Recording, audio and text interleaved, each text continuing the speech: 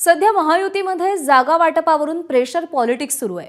भाजप गेल्या विधानसभा निवडणुकी एवढ्याच म्हणजे 160 जागांसाठी आग्रही असल्याची माहिती एका बड्या नेत्याने एबीपी माझाला दिली आहे। ओएसिस फर्टिलिटीच्या तज्ञांनी आयव्हीएफ उपचार पद्धतीद्वारे 1 लाखांहून अधिक जोडप्यांना मातृत्व प्राप्तीचा आनंद दिला आहे।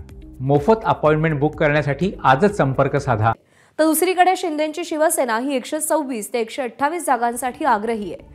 जागा वाटपामध्ये किमान 112 जागा तरी वाट्याला याव्यात अशी मागणी शिंदेच्या शिवसेनेचे नेते करतायत।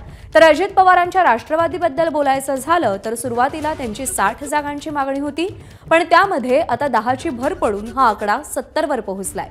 प्रत्यक्षात कुणाला किती जागा मिळतायत हे पाहणं औत्सुक्याचं असणार आहे। महाविकास आघाडी असेल किंवा महायुती असेल, जागा वाटपाचा मुद्दा हा सातत्याने चर्चेत आहे।